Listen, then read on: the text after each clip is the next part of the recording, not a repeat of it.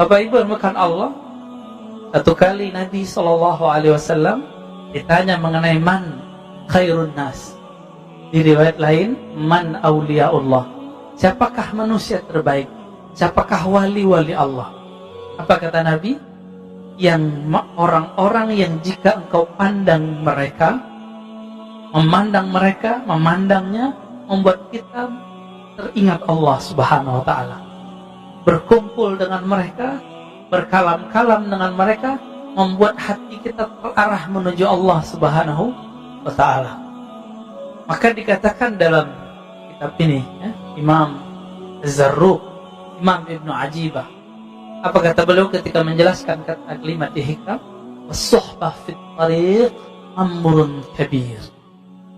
Berguru itu dalam menjalani atau menempuh jalan kepada Allah itu amrun kabir.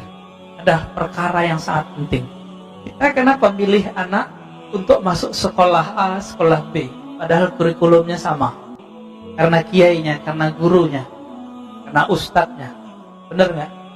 Kita mau bayar mahal cuma karena di sini ada sistem yang bagus, gurunya disiplin. Untuk anak, untuk kesuksesan dunia kita begitu Pak. Untuk akhirat begitu nggak? Ya, tepat nggak berguru? Inilah makna dari kalam beliau. Oleh karena itu muncullah suatu kalimat dari Abu Yazid Al-Bustami. Ini bukan hadis ya. Ini kalam ulama salafus saleh, wafat 261 Hijriah, sezaman dengan Imam Muslim. Man la syaikha lahu wa syaikhuhu syaitan. Yang tidak punya guru mursyid, maka gurunya adalah syaitan. Nanti was-wasnya yang main.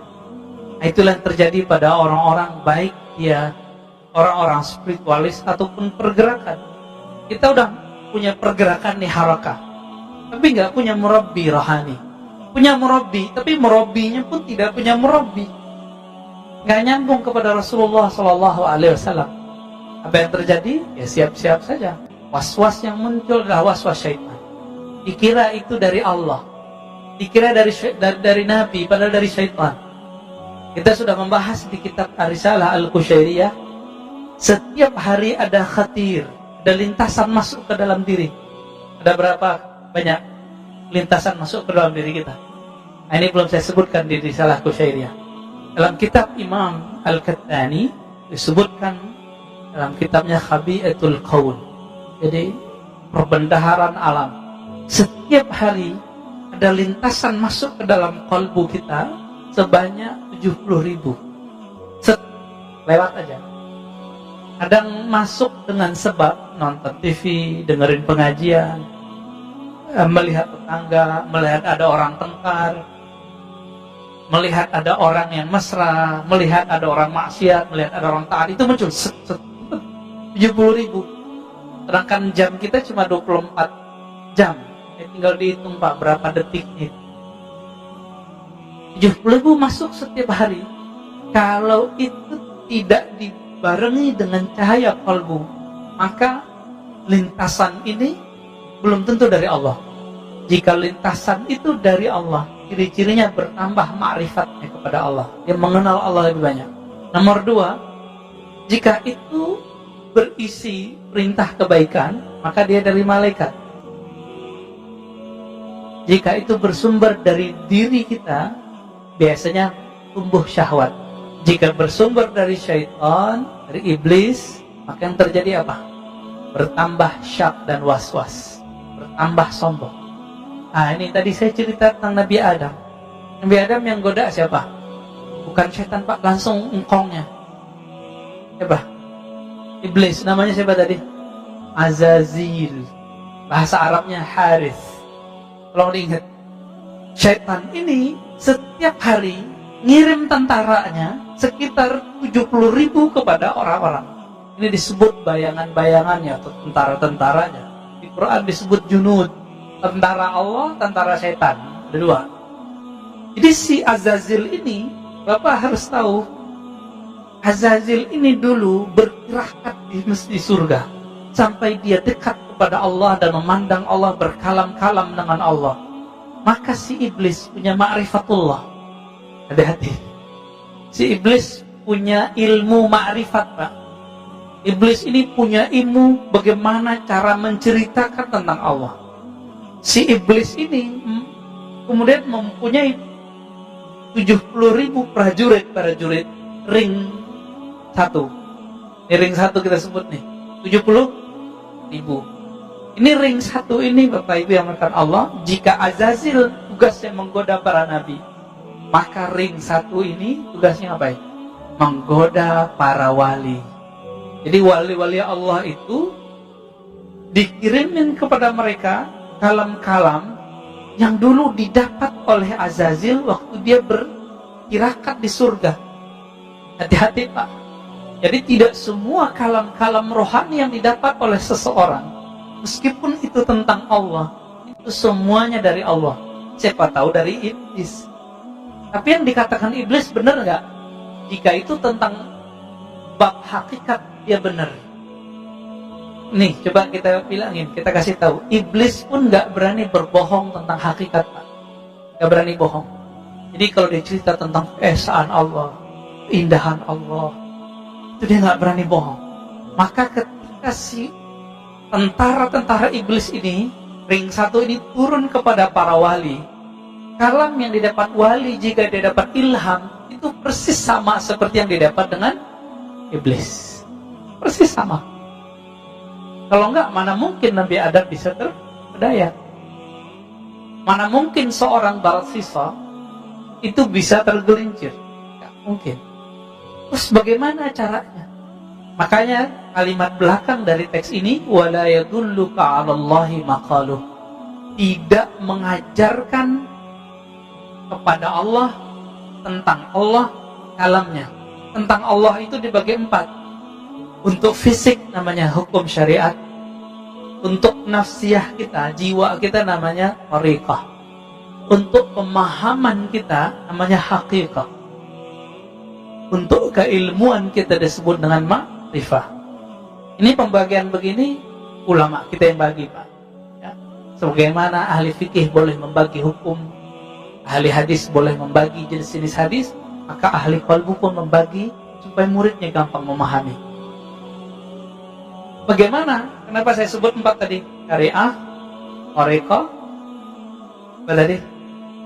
Haqiqah, hakikat, ma'rifat. Si iblis bawa ma'rifat paling ujung. Jadi semua orang beramal supaya dapat paling ujung ini. Iblis kan dulu sudah dapat ini dan dia simpan dalam memorinya. Dia kirimlah memori itu kepada tentaranya ring 1 tadi. Tentaranya ini datang kepada wali-wali, membisikkan hal yang sama. Cuma ingat, nomor 2, 3, dan 4 iblis bisa menyamar. Tapi nomor 1 yang paling bawah tadi apa? Syariat. Iblis nggak bisa nyamar, Pak. Iblis nggak bisa nyamar. Jadi setinggi-tinggi makom seorang wali kiai itu tetap testing awal dan akhirnya itu di syariat. Dan itu terlihat dari kalamnya. Maka gampang ngecek ini wali Allah atau wali setan. Nih mohon maaf nih, di antara wali-wali itu ada wali namanya wali sufi, karena dia soleh.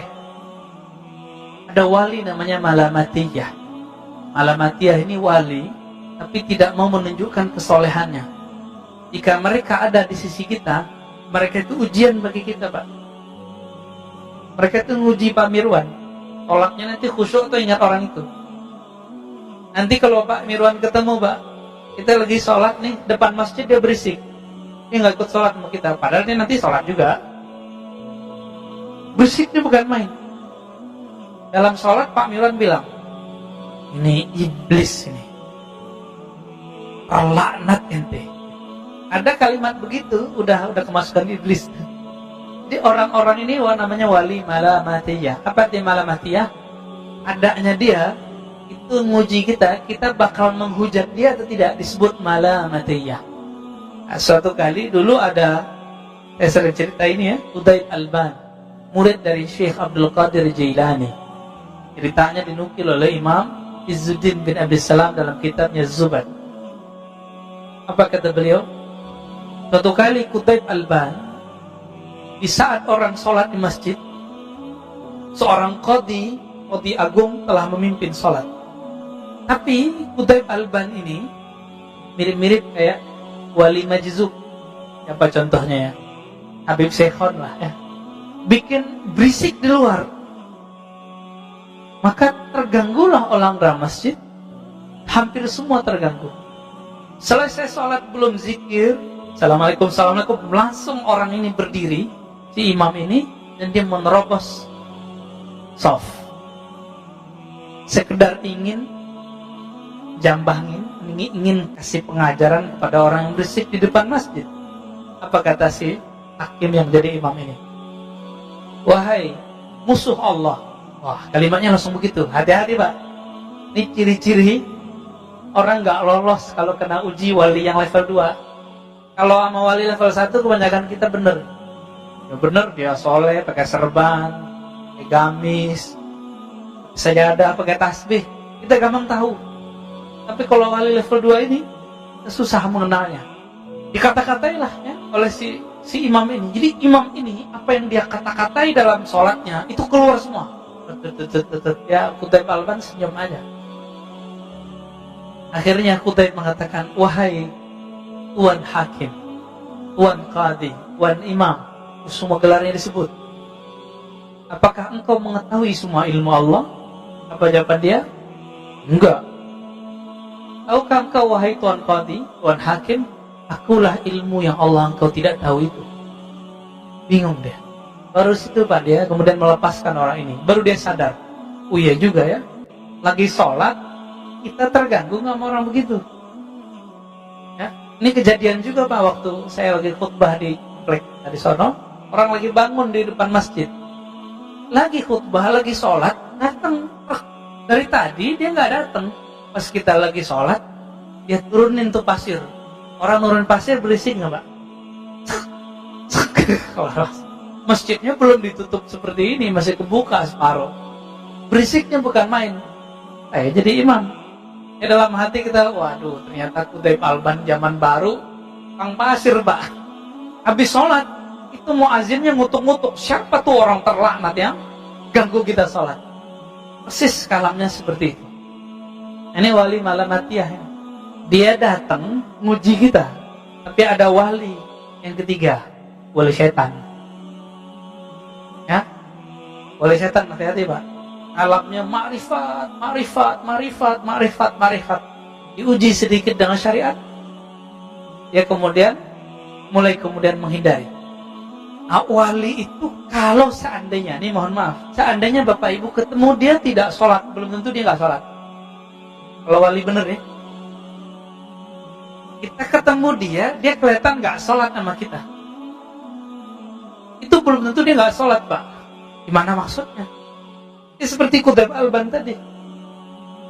Masih ingat kisah Uwais Al-Qarni yang tidak sempat pergi haji, lalu semua bekalnya dia kasih ke temannya. Ketika temannya pulang, temannya mengatakan apa? Selamat ya ente haji mabrur. Jadi temannya menyaksikan bahwa dia tawaf di Masjidil Haram. Apa itu Pak? Jadi wali-wali Allah ini salah satu khususan mereka, Allah buat diri mereka bisa mecah. Entah malaikatkah nanti yang jadi wakilkan. Ini bukan khurafat Pak, kita sudah banyak kitabnya. Ya. Dan zaman ini juga ada. Oh sejauh-jauh. Saya punya teman baru belajar selawat, kangen raudhah. Temannya lagi di raudhah saudaranya. Apa kata dia? Loh, kok ada saudaraku di raudhah? Pulang-pulang dia tanya, ente kemarin umroh ya? Enggak, saya di Jakarta gitu. Jadi dia menyaksikan temannya yang sedang berselawat di raudhah karena temannya lagi di Jakarta. Itu kejadian Pak, teman saya. Orangnya masih hidup. Orang biasa. Apalagi wali Allah yang agung. Cuma ini jangan jadi alasan juga Jumatan di Mekah. Ini jam Jumatannya beda. Kita Jumatan di sini, sono belum Jumatan. Ya, itu gak alasan juga ya. Hanya wali-wali tertentu yang boleh kita sebut dia Jumatan di sono.